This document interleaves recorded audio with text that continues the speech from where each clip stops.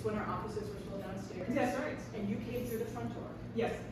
This ball of amazing energy. You could feel it. And you were like, hi, my name's Casella. I'm an artist, and I'd like to do things here. And I perked up at my desk, and I was like, yes, you.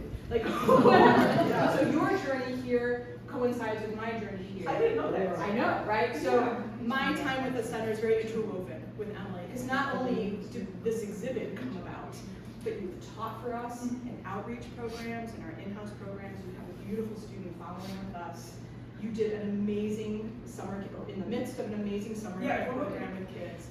So that is how I have met and enjoyed you. And this exhibit is beautiful and thoughtful, and I'm grateful to you. Oh, thank you. And I'm grateful for this and for your amazing family that has been clearly on this journey with you as well. And I said it to Stan too, I was like, the 2-day install of you guys was really like the most loving, sweet family moment. Like you were all working so hard to put this show together. So thank you. No, thank you. Yeah, and I just have to say, I had no idea about that with Hannah, but I came in because I lost my keys. So me and my sister were running all over the thing. Yeah. And then they're like, wait, Hannah's here. And I'm like, okay, gotta meet her, because I was talking to the person at the desk. And she's like, you gotta talk to Hannah. And then it just so happens I come back, I find my keys back there in the parking lot, and then there Hannah was. Yeah. It's a very kid name. That brings us to now, right? So yeah, thank you for being here. I'm gonna turn it over to her because that's why you're here. Any questions about the center or programs with Emily and other folks, just let me know. But thank you. And I'm gonna, when you're ready, I'll hit your lights. Okay, yeah. I want to say a big thanks to Hannah, because she believed in me from the get-go, and then it's just like, she just let me do what I wanted. Even like, I just came up with this big plan, and it was years in the making. So I'm glad she allowed me to do what I wanted to do in those things. So, and it really just exploded. So, yeah. So let's get started, right? So we can turn off the lights. We might as well just jump right in. And everybody see that okay? Or else and then that's okay, right? Yeah, and then I can do this a little bit too. And I'm also going to say thanks again at the end, so don't let me forget that. But yeah, so my name's Casella. I'm so glad that I'm able to meet the new people I've never met before, and then I'm also so grateful for all these people throughout my whole life that was able to come see the show. I have people I've known since I was 5 here, and then I have people who have taught, which is really great, and I just cherish all the people in my life. And so this exhibit is kind of about that joy and love that I have for life and people, even if I don't really know them too much, but at least part of their stories I like to know. And that's kind of my whole other arts, my whole arts themes throughout my work. But for the Chesterton Arts Center, I really wanted to match the spirit of Chesterton Arts Center. Like on the website, they said that they're a vibrant community of artists from Northwest Indiana. And so I've been calling my ceramic people vibrant for the last 4 to 5 years. So I knew that my people would do well here. And also, it's just a multi-aged, multicultural facility, which is what I promote with my art and with my people that I make in my drawings and in my ceramic work. I also wanted to showcase my talents for drawing, because I haven't ever gotten a chance to display my drawing before. In undergrad, I had to go into ceramics primarily because the drawing department wasn't really up to snuff. And so there's no real good way for me to be a drawing person at the time in 2014 to 2016. But then I was fortunate enough to teach drawing back at IUN when I was after grad school. So it became full circle that way. So I wanted to have that kind of also be a full circle here, being my first solo show out of school, where I could display the drawings and showcase them in a big way. And I also wanted to personally understand myself, my emotions, and then celebrate diversity, because that's a big thing that I like to do. And also the different paths that humans can take in life, because there's a lot of different ways that we can go. And as somebody who's 28, it's kind of like you're at this turning point about where you're going, what are you doing with your career, your love, and relationships, and your religion. So I wanted to kind of contemplate that, just because I was doing that personally, but also for other people to kind of contemplate too. Because you think you're going on this one path, and then life just throws something at you, and you really kind of go off. So I contemplate what freedom of self-acceptance, love, and rebuilding after destruction means with our relationship not only to ourselves, but with others. Also, if I'm talking too fast, please let me know, because I talk fast. So those are kind of the main core things I wanted to accomplish with this show. And then I also wanted to highlight nature as a truth, because after all the societal illusions that we have that we've made as humans, the real thing that we have left is nature, and how that works, and how us as humans are actually nature, and not just like these robots in space. So I start off the exhibits in this contemplative state with the maps, and I'm going to come back to this in a second with the waiter and the map situation. But that's the first place we start, and so I wanted to first start off with that. And then I found this word that means, which is entrain. So the show is called In Emotion, I'm Entrain. And when I found this word, I was like, that is exactly what I'm trying to do, because one of the definitions, not only to mean to go into transportation, which I like, the whole thing is not going on a train, but it's also to draw along with or after oneself.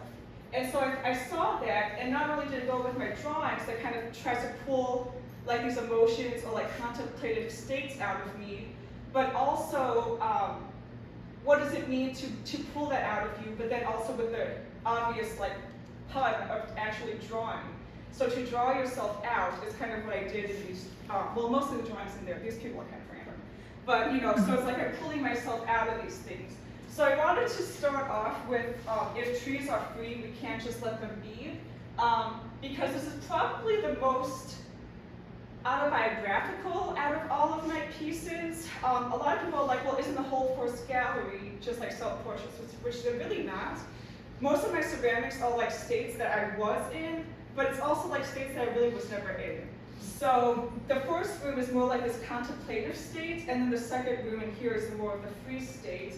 But this was more more personal, because I was kind of feeling kind of stuck for the last like 3 years with COVID, and like after grad school was kind of a strange time of like losing people, and then gaining new people through these new jobs and experiences. But then I'm always adamant about trees, and like how trees can be stand-in for human beings. And so a lot of the times when you see the trees in my work or mentioning about the earth, it's not so much about like trees and the earth as much as like, well, we are also trees and the earth, because if the trees are free and they just like take up space, most of the time people cut them down to make space for something humans want to make. And so I had that metaphor about how like people are. So this idea of like, if people do not want to have certain people occupied in society, the first thing they want to do is like kill them off. And so it's like, well, if we treat the trees the same way that we treat humans, how do we know who's important and who's not? So it's like, if trees are free, we just can't let them be. It's kind of this thought of like consumerism and like making space for high rises. So not only is there a duality between like the front and the back, I also have a lot of like diptychs and pairs throughout the show that is evident throughout when you walk around. But so we have these trees at the bottom, making way for these like larger than life skyscrapers. And so it's like, well, and then personally it's like, well, what do I want to do with my time? Do I try to like save the planet? Or do I go live in the high rise as like an artist? So it's kind of these thought processes. Anybody have any thoughts about that? Before we move on? So then the idea of like the selection of people that we bring into our lives is also a major theme, especially like as we go through, you can see other titles of like, where do I begin and where do others stop? Or how will I know if we are staying or passing through? So there's a lot of this transparency of movements, of people coming in and out of your lives. And so with the waiter who's waiting for the one, they're trying to find like this permanent person that's going to last throughout their lifetime with them. But then, as you know, they're kind of begrudgingly looking off to the side. As we have like all of these people who are optional that they can go and pick, and they're all perfectly okay people, but then they still kind of begrudgingly looking out to find the one. And so you always kind of feel like that when you're going through life. It's like, well, when am I going to find that person? And so like this person's like spinning through the wheel of options, and there's plenty of great people in the world, and like how do you know? So that's what the waiter is waiting for the one, and then the wheel of options is the option of people that they could go and spend their life with. And so I also like that 'cause it's interactive. And there's a lot of things in my work that's not here and other places that are also interactive. And I like to bring that human experience into ceramics because that's what it's meant to be, is like you said, cups, it has a history of being interactive. So like how do you make sculptures that are also interactive? So that's always something I like to do. So then we have the maps, which are like these 3 different choices that people have in life. So you have like the relationships, religion, and career. And so I put the relationship and the religion map up to show you guys, even though it's kind of like pixelated, but you can see them in another room. But with these maps, it's like you could, there's things like groundedness, and then there's like nirvana and the afterlife, or like the heavens. So it's like where the person's touching the ground is like what we should be in the present moment, and then like the afterlife is going off the person's head like that. But all of these different paths one can take. Like some people go on the monotheistic path, other people go through the multiple like gods and pantheons and things. And then some of them are more like ancient and more ancestral paths. So it's like who are we, like all these different aspects we could stop at to experience our spirituality. And I wanted to encapsulate all of, most of all of the like different ways people could experience religion. Because they even have like nihilism, so that's, even if you don't believe in a religion, you're still like having a religion to not believe in one. So I really wanted to kind of encapsulate that, just so people can like look and see like there's other things to do. You don't have to just be stuck at your one spot if you're not feeling like that's the right path for you. And then with the relationship maps, I put gender and sexuality, and then like family, but then like also peers and people, like bosses and co-workers that are also part of your existence, and how like everything, all of that like comes together and makes up your experience in life. And so, in these different paths, you kind of figure out yourself and how you want to express in the world. And then you kind of see like how you are being expressed about by other people talking about you too. So like with the family, like if you become an aunt, that is something that you really didn't have anything involved with, but it's just something that's placed upon you. So it's like all these kind of transient relationships that you can go in and out of your life and whatnot. So some of it's more solid, and others are more changing, but that's just like you go on a train. It's like you can always go to your same stop every day, but then other times you may stop at other places like on a special occasion. So I really wanted that to kind of feel like you had all of these different paths to go. And that kind of starts this show, like this idea of contemplating your life's path. So when you get on the train, you can see other people contemplating their life, which I believe, we'll talk about these guys since we're here. So like when you look at the gazing turns into, you can see all of these people who are like contemplating, just being quiet on the train, and they're just like stuck in this liminal space. But then you can see like the influences that one has upon the other. So we have like these siblings here, and this guy's like looking out the window, and then this like green influence goes into his like baby sibling. And then there's like strangers that look at each other, and then even with the main guy at the beginning, you can't really see the influence that this guy is having on him, but if you look in his eyes, they're green. So you can see that this guy is kind of seeing this more solid, put together person, as opposed to this kind of transparent, not all the way there yet, man. And so, with the colored pencils, it's such a vibrant medium. It is also a solid medium. I feel like it's more like sculpture, and paper's more like ceramics. We like to think, it likes to crack all the time, like ceramics do. So the paper and the colored pencils allow me to create this like 3-dimensional space within a 2-dimensional plane. And so like we can really see how solid everything is. And then with the ebony pencil, you can actually write over colored pencils to kind of have that transparency. And so that transparency moment allowed me to figure out how to do the transparency with the people getting off the train. And so all of these people are kind of looking and being influenced by these other people that they're experiencing. And then there's like advertisements that are kind of strange and unnerving. And then you also have the relationship map that is in the maps at the beginning to let you know that gazing turns into some sort of relationship between the two people.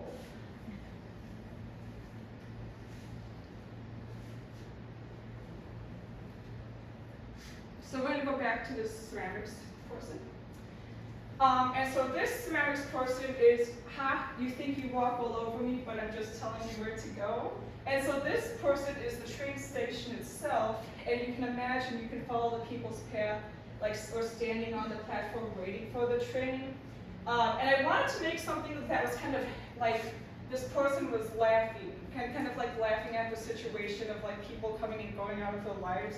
I like how some people like take advantage of you, and they think that you, like they were able to control you, but it's like, well, I'm gonna get you out of my life because you're being mean or something. And so it's like, you think you walked all over me, but I'm just telling you that you need to go and move on. And so it's kind of like this, almost kind of bitter sense to it, but also kind of this freeing thing where it's like, I let go of these negative feelings. But of course, this one was hard to make because it exploded. So I think I was being a little bit too bitter with it. And the first attempt exploded, and something how things go.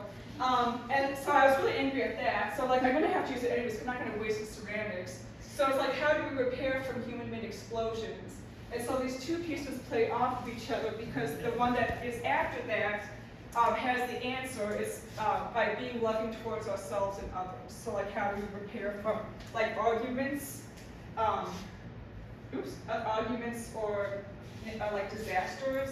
I was thinking more microly about like how we argue between other people and like interpersonally, but then I was also thinking like macroly about like bombs and how do people who get bombed, how do they repair themselves after this other person decided that they weren't worthy enough to have a home?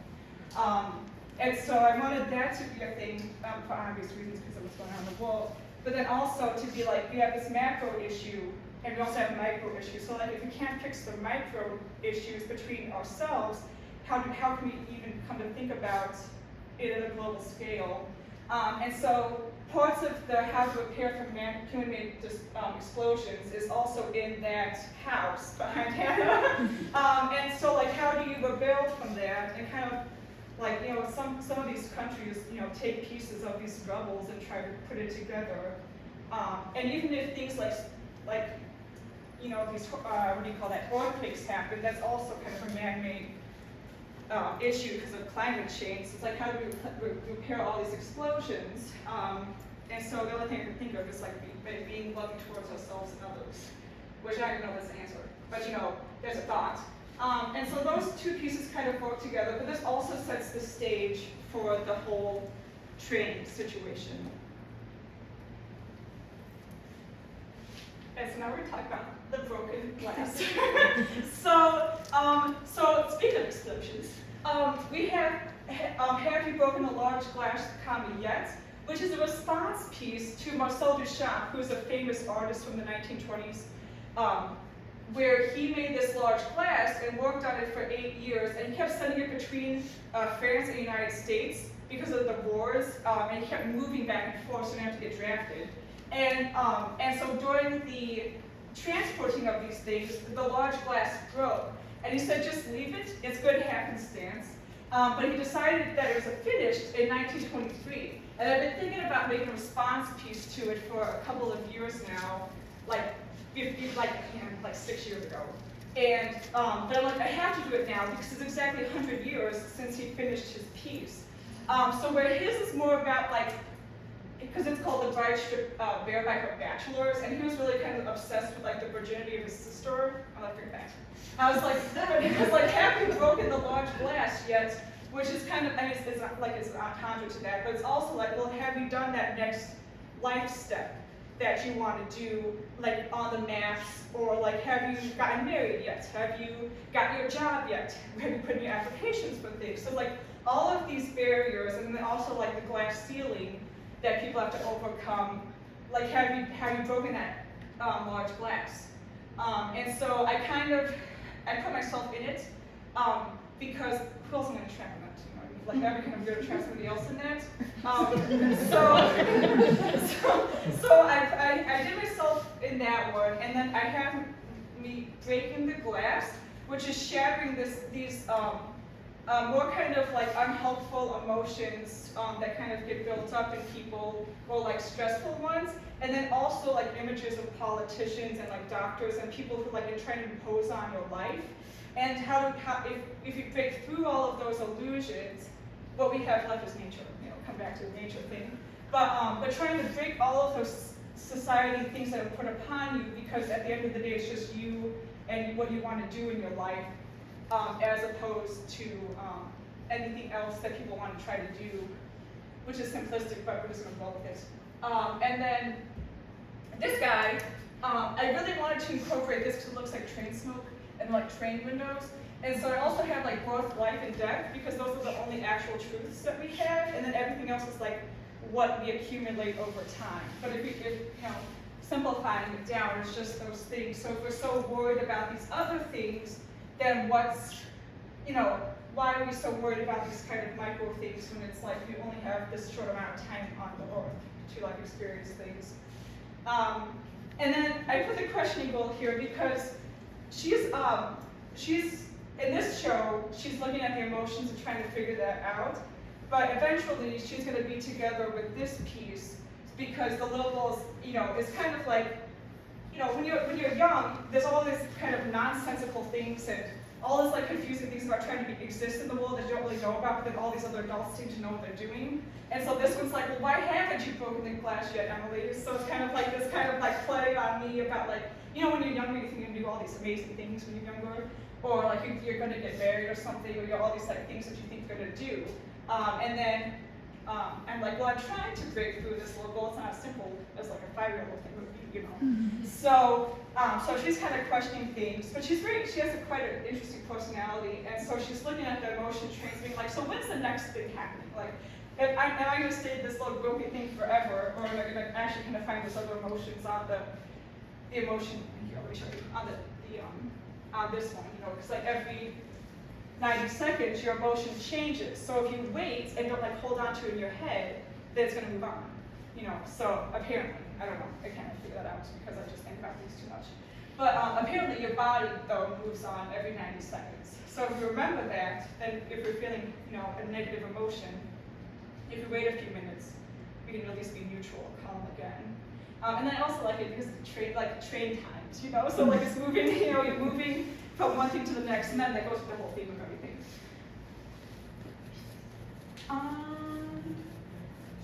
See if there's anything else besides the last one. No, I think we're doing that. How are we doing on time? Doing okay? Good. It's only 6:06. Oh, perfect. You're brilliant. Thank you. And so this one, which is a way out, the needing to exist, wanting to exist elsewhere. It's been a while since I looked at the title. Hold on, let me do this. A way out, a needing to exist, wanting to exist elsewhere. Is it need or want? I can't remember. Do you want me to read it? Yeah, if you could read it really fast, because this is the earliest piece that's in the show. This was made in 2019. All right, it's called A Way Out, the tiredness of here, there, and needing to exist elsewhere. That's it. Thank you. The tiredness. I like the, yeah, so there you go. Yeah, so this one is because like I was living in Indianapolis at the time, and I was in grad school, and it's just like you're like always traveling. And at the beginning of grad school, I was taking the bus, which the bus system there is horrible. And so it's like I go from one place to the next, and I was living in this little small. It was very small space. I didn't need a lot because I was young, and I was never there anyways in my studio. But it's like going these back and forth places. But then this that's the only real thing that I relate to with this piece. But then this ceramic person doesn't pay attention to us. It's sleeping, and it has its earphone in, and so it's wanting to be anywhere where it's not. And so like if it's here, it wants to be there. If it's going there, it wants to be there, and vice versa. So like you're never really satisfied with where you're really at a particular moment. And so that doesn't really have much to do conceptually as heavy with this whole show, but visually, it's really what started me off on the train. So when Hannah told me that I was going to get a show here, and I really wanted to incorporate the train noise that happens like every 30, 40 minutes from the train tracks. And so like, well, I have to have this. Well, that happens because it's Chesterton, so we have trains. Yes, trains. So you know, the South Shore, you know, all these things. So since it was here, I really wanted to feel like this installation was meant for here. And so like I expanded this bobbin piece, and so this really started the motif of the trains and this idea of like you're moving through life but never quite satisfied with where you're at in the moment. So that's really all the pieces in there. So does anybody have any questions or thoughts that they would like to share about that first half of the room? Yeah. So with the map pieces that like kind of start the show, so I know there's like, you mentioned something like things about like being grounded in like the religion one and stuff, but do you have like a method of like, I guess figuring out where certain aspects of like one's like personality or like where they're going, like where they fit on the body, or was it just kind of how it like worked out? So I knew, it was going to be a struggle to figure out where like the staple religions were going to be. So like, you know, we have Christianity, Judaism, Islamic, and Hinduism, and then that branches into Buddhism, you know. And being an art history professor, I knew like the important weights that all of those have to history. So it was very hard for me to figure out where I wanted those all to go. Because all the rest of the spots are like every religion has like chanting and singing or like group prayer, like praying sessions and such. So I put like the things that we physically do with our bodies in those particular spots.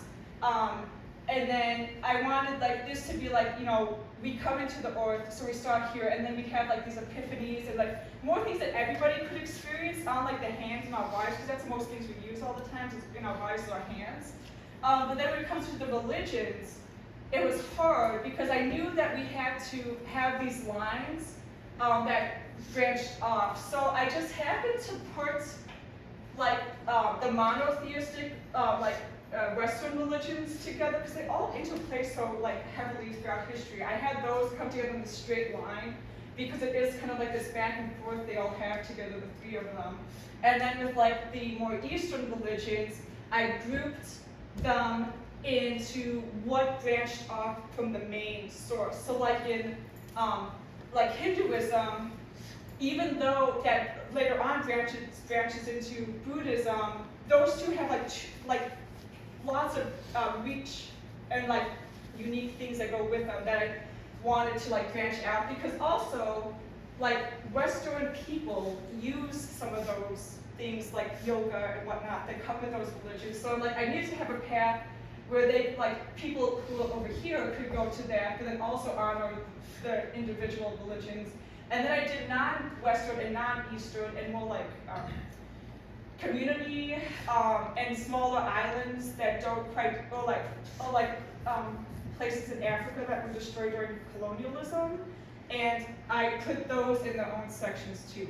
The body placements, I wanted to, you know, I just wanted to make sure there's enough space on the body, and so I don't know, you know, so it's not so much like, I just wanted to make sure everybody had enough space, and it kind of made sense with how they relate to history. Does that make sense? Yeah. Okay. I know it's kind of hard, and it's kind of like weird. It's really a weird thing to try to map out, because like how, you know, all these things are connected. And that's why I like the idea of the trains. Like you could stop there, but then you can also stop here. You know, you can go visit them, and then like find good things about them too. You know, so it's like you're not just stuck in this one mindset forever. And then, you know, Becky likes to joke that, or you know, my friends like to joke that you put like the family in the butt, but it's like that's not even a big thing. You know, it's more just like, that's a good spot when we had enough, we had enough room for these things to be honored. The only real things is like if you have something in your mind, I wanted that to be pretty important. And like the blue line here is like breathing techniques. So like those are things that we do that can ground us in life. That doesn't even have to do with religion. So I had like these human things like imaginary friends or like idols, things like imaginary people in our lives. So like those things are also honored on the people, and like those spots are. But yeah, it's hard. You know, you can't put one religion over the other, so it's hard to find spots where they could fit. And I think I did a pretty good job for the most part. Does that answer the question? Another question or thought? Yeah. Did your childhood impact your art?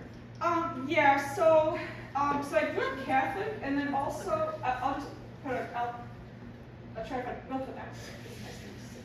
But or maybe the other one. This one. So I grew up Catholic, but I also grew up in a Montessori school. So like I had this like science based like practical life upbringing, but then I also had like this like heavy, even though at the time I didn't think it was heavy, but like looking back on like all these things, like these kind of heavy, very rule based religion things that I went through. Like I went through all the confirmation and communion, all those things, and so like those are kind of these steps.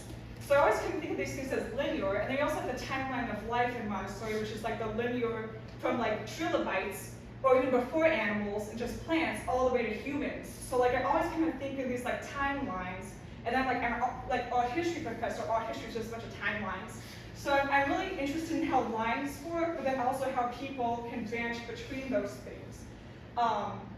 And so that's kind of my upbringing, and how, so like I have a very worldly view from like Montessori, and then a very like ritualistic view from Catholicism. And so like those two do show up in a lot of spaces, but you also like, you're supposed to love the earth. And then when I met Jules, and she told me that you're not supposed to love the world, and I'm like, wait, we have all these religions. I'm like, now I just see like religions are really all over the place. So then I was like, well, what the heck?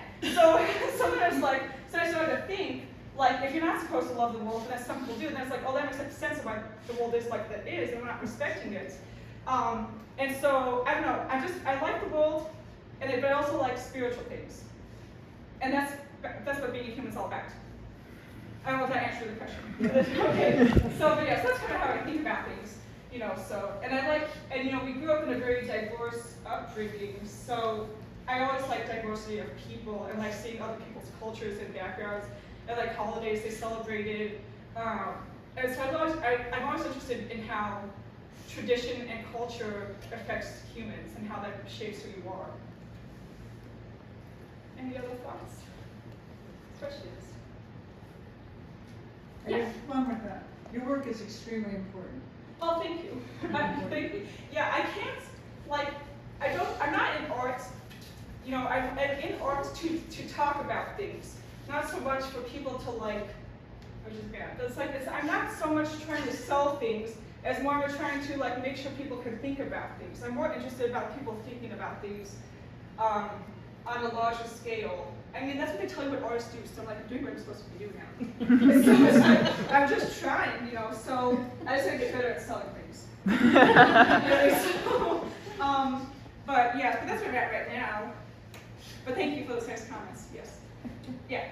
When do you think, as an artist, you first started kind of diving into your color palette of like just using, you know, various bright colors?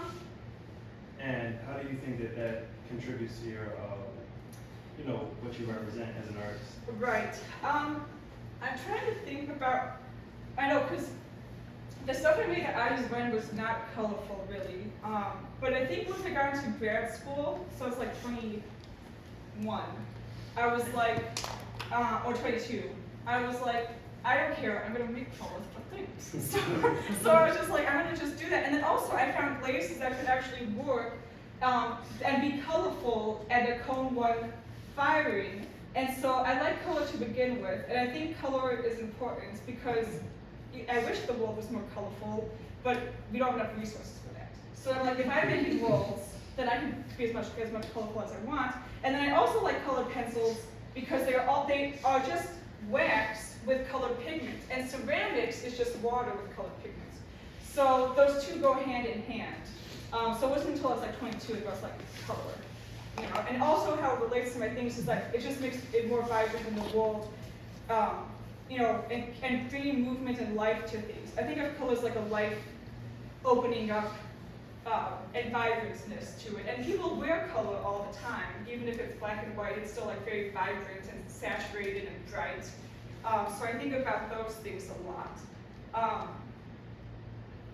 Is that actually nice? Yeah. Okay. So yeah, so we should talk about this room. Is everybody okay for moving on? Okay, cool. Thank you. So there we go. I'm just gonna unhook this really fast so it's not distracting. I'll do this slowly so that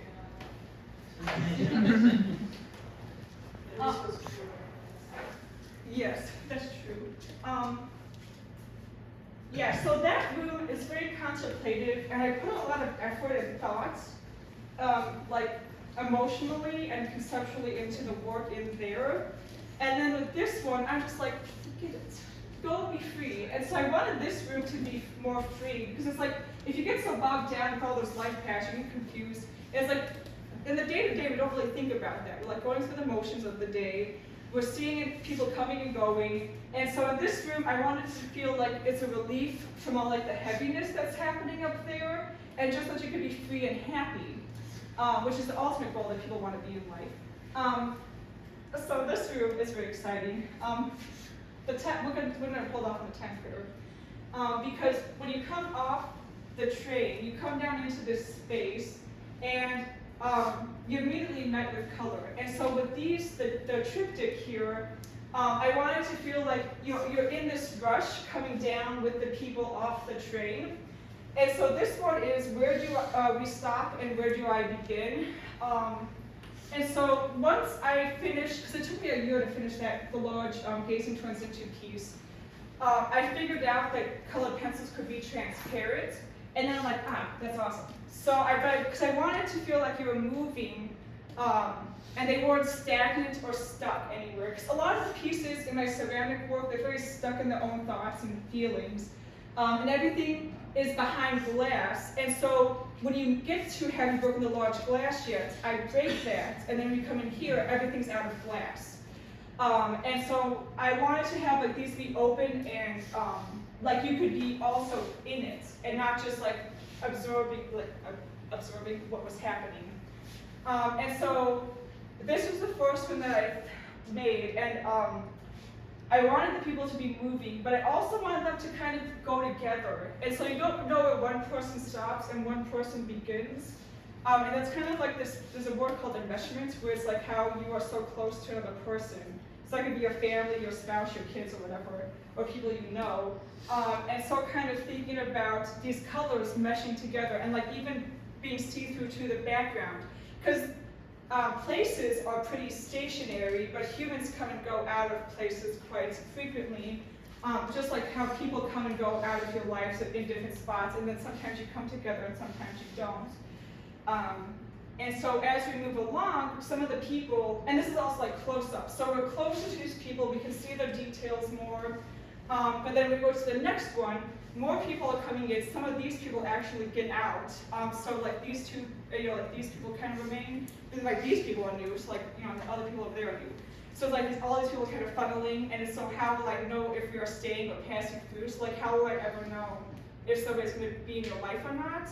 But then also you can see like that's the advertisement, again, because it's weird advertisement things, because advertisement is a weird concept to begin with. But this is the train that's on the back of the person laying down back there. So I wanted to bring that back into this one.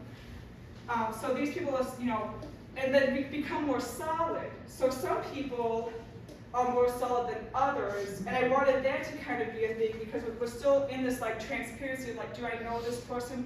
Do I not? Will this person stay with me or will they not? This person seems like they will stay. These people seem like they'll stay together. So those types of moments when you're really like close with others, and then when they leave, then you kind of become transparent again. And then the last one is who am I meeting and who am I leaving behind, which kind of encapsulates this kind of feeling that's happening throughout the ones. It's like who am I going to meet and who am I going to leave behind? So like people come and go out of your lives. And these are also more cartoonish, because you have this idea that when you remember somebody, they almost become like a little just kind of like cartoon in your head, like you can't really remember all of their details when you're not with them. So it's almost like a kind of like a faded memory, but you can still like know how they felt to you. And then I'm gonna grab the trees, because trees are important to how we can live. But then also it's like these kind of branch up to the sky, so it's again, it's like grounding and kind of ethereal type of stuff that brings like the whole show together, like this transparency idea, the coming and going, and being on the planet in this particular moment in time. So those are the 3 drawings. And then when we go into this part of the room, these people are finally out of class, and they're also not contained to a frame or anything, or like a structure. And so this is kind of like the ending of the whole line, and it's freedom only happens if you let go and get over the barriers. And so it's like you can finally be who you want to be, or you can finally like do what you want to do if you let go of all of this like struggle that you're feeling in the other room. But then it's also like you have these two being able to jump over this barrier, and then like these kind of like imaginary people that control our lives, you know, these politicians who want to try and control us, you know, up here. And they're trying to get all these ridiculous rules for no reason, you know, and trying to like maintain power over people. But it's like these people can try to get over those barriers, but it's like, well, if those people can get over those barriers, why can't like these people get over those barriers? So it's both like mentally, but also like societally, how, you know, the inequality that happens. So it's like you either have to just try to like live within the system, or like of your own mind. You know, I don't want to get too like political about things, but it's like we have to figure out a way to get over these barriers that people try to put upon us. You know, so that's what's going on there. I don't know. This is the first time I've done anything like this. So, but I like this idea of it's like the wall is now becoming part of the space, and it's like you can kind of like, you know, these people kind of become cartoony there, and then these people are kind of more cartoony up here. So it's kind of like these like imaginary thoughts that we have, but then also like this real life stakes that are being put on to people and affecting their lives. And then we have the pigeons, and the pigeons are fun because it's people hate pigeons because they do what we can't in public, and so which is true. And That's the train. that is the train. So of course they would go like this. But but the pigeons, just like the trees standing for humans, the pigeons also standing for humans, because a lot of the times when people are like trying to control other people, or they're hateful towards groups of people, it's because they are doing something that those people can't do. They can't be themselves and follow their own paths. And so a lot of this unnecessary hate comes from other people just living their life nicely and calmly, and then these people want to control them. And so with the pigeon, of course, you cannot control them because they live their own life. And then also, pigeons are one of the only animals that live independently amongst humans. And they can become almost like humans, where they go in and out of cities. They can eat their own food that they find. And they're also not as gross as like rats. And like even rats don't come out in the daytime. Like pigeons are here with us, living their lives as we're living our lives. And so it's like people do hate pigeons, but on the macro thing, it's like, why do people hate other people because they're doing what the other people can't? I don't know what that means. But it's that kind of it's just like that kind of thought process about the pigeons. And also because they're so free and colorful, and like that's what you're supposed to be. You would like the life to be like that, real like free and just frolicking through life, and not so harsh as pigeons though, because that's kind of a hard life. But also humans have a lot of hard lives. It's hard to be human, but it's also hard to be a pigeon. I know at the notion of sound tune sake, I touched on from the pigeon metaphors. But people seem to love them, so that's good, because you should love people for who they are. And then we have their apartments, which is just like fleeting moments. I want it to be like these people are just like going about their day, enjoying their lives, which is what most people do today. It's like you go in your own little world and you're doing your own little thing. And being peaceful and going through the different emotions, like this guy's angry, this guy's like rolling his eyes at him, and those people are trying to be friendly but they're kind of creepy, so it's like, and this one's trying to figure out, and this guy's catching a bug. So it's like all these people are doing little mundane tasks, and they're kind of more sketchy and free because it's just these fleeting moments that you're just getting a glimpse into their lives. They're not like the ceramic people where you can kind of spend time with them. They're more just like doing their own thing, being their own person, and then those people are changing your light bulb. so it's just kind of mundane human tasks. I had to catch my breath there. But yeah, so that's what those things are about. I wanted to have it seem like they were apartments because we come off a train, you like see the city, you see the interesting buildings, and then you kind of imagine what people are doing in them. So that's what I wanted to accomplish with that. And then also a way to show drawings in a weird way, and also try to sell some stuff because they're small enough. But I don't know. I can, because if I do something else with like at a trade show or something, I can always swap things out. So these can be always kind of moving around. I don't know. So that's going on with them. And this is the kiosk. And so I wanted something to be accessible for people to buy, that they could have a souvenir from their travels. So I have little time critters and little magnets, and then I put who do you love and what do you love, because that's kind of the whole bit of the show is like showing what I love, which is ceramics, pigeons, and people, and drawing. And so that's kind of what I love and like to do with my time. So I was curious as to what other people like to do. So like before you leave, you can write something out there. And that's kind of a nice momentum of this time together as the show is up. So this is going on the kiosk. I just want something where people could have souvenirs, because everywhere I go I have magnets. Like I have magnets of, when I go to museums and I get the art on a magnet, so that's what I want to do with that. Got more pigeons. And then this is the time critter. How are we on time? Do you have time for time critter? 6:29. Okay, great. So I was down. So the time critter is another one I made in grad school. And so this was, and this comes again with like time and the fleeting of moments. And so the time critter, the story is that this company who is now out of service made the time critter to collect your memories just like a camera would. So instead of you having to take your phone out and record everything, the time critter could do it for you. So that's like its goal. So I act in this video as the consumer, and so the person happens upon the advertisement, which is there, and that's framed, and it says to call this number if you want the time critter. And so through the magic of editing, the time critter appears in the space, and then drops these blank photographs. And so the person picks them up, and it's like, what the heck am I supposed to do with this? And then, like 2 hours later, it appears when the person's eating. And so slowly throughout the video, it's like a 15-minute video, I think. Slowly throughout the video, the time critter comes in like the most either mundane moments or moments you wouldn't really want to remember. And like moments you do want to remember, like being with friends or family, it doesn't really appear. So it's like, what memories or moments are you going to remember? And like, how do other people remember you and your moments? And so at the end, spoilers, the person is left with only a few cards, and it becomes very anxious about what the heck's going to happen when these cards disappear. And so what does happen, the nefarious time critter comes and gets the last card, and then you get poofed into a statue. And so that's who's sitting there, the remains of all of those photographs. So I glazed all of the different moments. Like some of the moments are actually scenes from the movie, but then other moments are like other things that were in my life at the time. And a lot of the people in this film I don't even talk to anymore. So it's kind of a weird thing, and I don't know if I should update it or not, but just keep it in this like in caps time.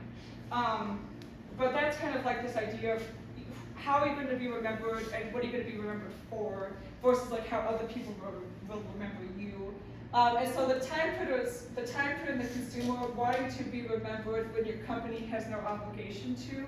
So like even if you do try to be memorable, you might not even be remembered in the way you want to be with other people. So yeah, so that's the street. Any thoughts or questions on things I need to clarify? Yeah. Ezra? I know your last thing there was a rhetorical question about whether or not you should change or update it, but I kind of love that you said that because it reminds me so much of like a photo album where you have the physical thing, and then the idea now that everything is like so digitized, like we were just talking about this at home, that we don't have like print photos of things anymore at all, whereas we all grew up with those. Yeah. But real question I have about this was, I sat and watched this like after it was like installed very briefly, like I told you that day, I was gonna wait and do it when no one's around. But it took me to like 12 or 13 minutes into it to realize that the number 2 was missing and that the number 2 was on the side of the time critter himself. And I didn't know if there was any like relevance to that at all, but I thought it was very cool and sneaky. Yeah, so that's the number 1 question I get asked is why is the 2 and 7 gone? And the answer is, it's because it's the wings on the side of the time critter. So like the way that birds' bones work, it's like a 2 and a 7. That, It's like yeah, a 2 no, and a that 4. makes sense. Okay, that's cool. Mhm. And I saw, did you ever? Yeah, I just wanted to point out, if anybody loves pigeons as much as Emily does, those are also on sale.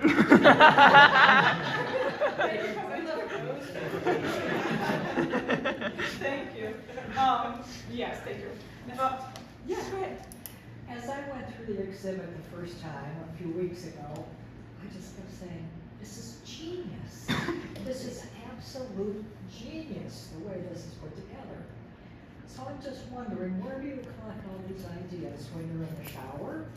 When you're sleeping? Oh, yeah. After a bottle of wine? No alcohol here. You know, so, yeah, so I do not, yeah, that's definitely not, yeah, no drugs or alcohol. But it is, what happens is like I'll think of something like 2 to 3 years before I actually get to make it.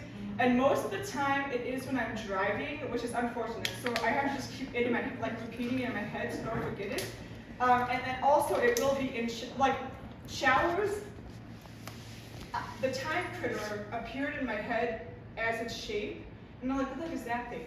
And then, you know, it took me like 9 months later to like figure it, like get the whole story together with that. So it's like, I have like a year. So like right now, my mind is talking about acrobats. It's like, that's the next thing I'm gonna make. But it's like a year between making all these things. So like the waiter, I came up with that like 9 months before I made it. And like that was, like Jules helped me move into the kiln. And that was like a year after I thought of that idea. And then the wheel of options didn't even come, I wasn't made until like this year. So that's like 3 years in the making of this one piece. So like, you know, and also like all of these things take a bit of time. You know, and so, but yeah, but I do distinctly remember like the time critter. And I'm like, what the heck is this weird thing in my head? And then I'm like, and then I knew it's like, his name was the time critter. And I'm like, what the heck am I supposed to do with that? So I don't know. So people, like a lot of people think they get like downloads from the universe. I don't know. But that's kind of like how things happen. And usually it's like sentences. So like the titles are usually what comes first, and then I have to like figure out the imagery. You know, and like the gazing turns into, I didn't even know what that title was gonna be, but I thought of that idea like a year before, and then it took me a whole year to actually like painstakingly, like every day it's in a hallway for a whole year, just like making these things. But then the exploded piece, like Nick was helping me move that into the kiln, and then that thing, exploded. Well, the students helped me move it, and then the second one, Nick helped me put it in, and then Bethany comes with me like 2 days after it's been fired, and we're sitting there waiting for these things to dry off. So it's like all these things take time to like get these things to work, but it's like usually these, you know, it's like a year at minimum for these things to actually come to fruition. I don't have a question as much as a comment. I have the beautiful privilege of watching people interact with this exhibit, like all ages. We had little ones come through, and I always love art that holds language, right? And like holds and makes different ways of doing things, which you do so beautifully. But it's not cryptic. It is completely inviting. Everybody feels like they know bits of what's happening here, and they're building narratives for themselves with it. I find that really special about this exhibit. Yeah, because like I said, I make art that I want to communicate a human attachment to, and it's like if I like, that's why I don't really do abstract stuff, because it's like, okay, yes, it's so like abstract, but like it's beautiful to look at, but like I can't talk about it without just saying, you know, the lines look nice, or it reminds me of like this strange thought process or whatever. And so like these are also kind of abstract in a way that you don't know these people, but you yourself can relate to their stories or their struggles. Yes, there's like shared experience. Yeah.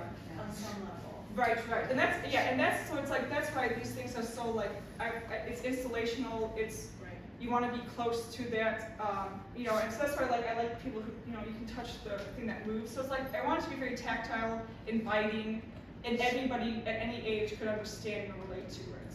And that happens. Yeah, I know that's great. It's really cool. Yes, thank you. Yeah, thank you. Yeah. Oh, go ahead. I just wanted to say that sometimes as her mother, there's no sneak preview to things. Sometimes it's in the hallway and it's there, we can all see it. But when the maps came out, it was like, she would just get up at 5:30, I'm already up, and she's just plugging away at the computer like she's not in such deep thought. When she printed those out, I was like, holy crap. Yeah. You know, like Yeah. how much thought Yeah. went into that. And to me, it looked like you're just, and I didn't even know it was part of, I didn't know it was coming, but it was like, what the heck? Yeah. When they showed up, I was like, I know, it's like, why did you do this? Yeah, it's very embarrassing because, well, the comment is very nice, but it's embarrassing for me because it's like I can't communicate these things until I make it. So I'm always so secretive about all these things, and then once they're here, then people are like, oh, I see now what you're doing. And I'm like, I wish I could tell you more, but it's just like so personal. And like, I'm trying to still like figure it out myself, because I'm like, what the heck does all this mean? You know, then meaning comes like, as you go along. So it's like, it's really weird, it's like, that's why like artist talks, kind of like, I can finally say what I wanted to say this whole time, so, because it's like, you think about these things, and it's like, you don't know if people are going to be receptive to it until you go ahead and make, present it, so. But yes, that was good. That's good you brought that up. So it was, yeah, I've been thinking about those maps for a very long time. Then I just kept pushing them off, so I'm like, I have to draw these things. So, so it's like with the computer, I can just like, but then it just took me forever to figure out where everything needed to go. And then all, like, researching all these different religions. Yeah, I just thought it would be this simple little map. And when those came out, it was like, no, Yeah. not at all. No. You have a thought?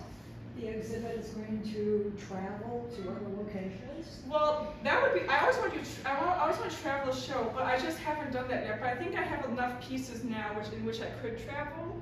Because when I had this in grad school, so I'm like, I'm just going to go on with my little card, and I'm just going to travel to galleries. But then COVID happened, so then you can't really do that. But then I was able to make these things, so well, mine's here, right? Like it's here, and now. And also, like it's here, and it's like meant for here. It's like meant for Chesterton. So like if these things leave, like it's not going to be like this again. Like I'm not going to have a perfect room that flows from one to the next. So it really was here that I made it for. And so like once these things, yeah. So it's very it has to be about here, and that's what's important. So. Nicole. How many color pencils did you go through? Well, you know what? The smallest one was like this big, but actually it was pretty okay. And how I was able to save them was I switched up the patterns because I would color them and then switch them so that all the color pencils I used were there. But I have like maybe about 200 different color pencils, different colors. So that's how I was able to get all the different colors. Yeah. Yes. I know you're a teacher. Oh, yeah. I know you've done ceramics here. I know you've done mixed media here. It sounds like you have former students who you've done drawing and stuff for. I was wondering, I know people aren't usually supposed to say this, but people ask me that as a teacher all the time. What's your favorite medium to teach? I really like drawing. Yes, that's like what I'm drawing saying. was my favorite. Like Bobby and Jules were my students, Tyler was my graphic design student, and you were also too, or not? No, I'm just. Oh, it's hard because I knew them with masks, so I didn't know if that was who's the other guy who's with your show? Chris. No, not Jacob? Christopher. Jacob. I thought you were doing Jacob. That's right. I'm sorry. It's the mask. And I was sorry about the mask. So I didn't know. But yeah, so like drawing was amazing. And like I like teaching ceramics too. Like I do like that a lot. I was teaching that last fall, but it's hard to get ceramic gigs. So that's why it's tough. But with like drawing, it's like you see them start off like Bobby.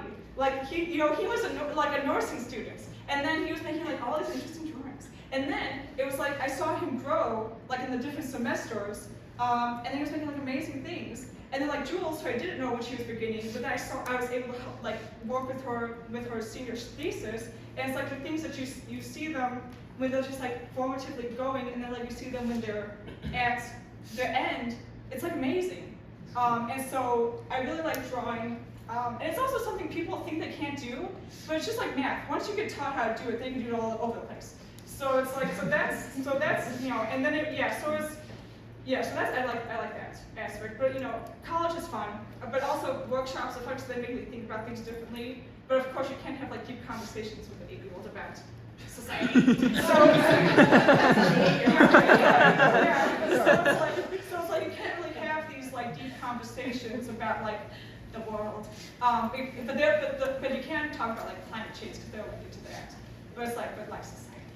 So it's always different. But I'm glad whatever I have to teach. But that like drawing was really special moment. So yeah. And it's kind of selfish what I'm about to say. But it had, would you consider doing a video where you go by each piece of art and you explain exactly what you explained tonight? Because we work with kids who are suicidal because they're being bullied, and most of it's because it's low self-esteem, and the biggest bully is the one that's in your head. Yeah. Okay? So this would help them, and I would think so many other people that might not be able to travel. Yeah, I was thinking about doing that sometime in August. We're gonna talk about that next. But like me coming in and like recording these things, because I have a lot of people who couldn't come to the show because they live other places. But it also is a nice record of like my thoughts about each piece, because it's kind of like I know Betty's been recording this whole session, so that is good. But it's just like I'm not so much like I'll do like what do you call it, like thesis papers about these things. But it's not like I'm not like a journal courses. So video is what I like to do. So and I've been documenting things for a long time. So I'm definitely going to do that. You are. Yes. So, long-winded story short. Yes, I am. I was planning on doing that so that people could see. And that'll be on my website, so Great. accessible. Let me know, and I'll promote it. Okay, thank you. Kids all over the world. Oh, good. That'd be great. Thank you. Any other thoughts or questions or thoughts about things? There's still some time, spend some time in the exhibit, unless Emily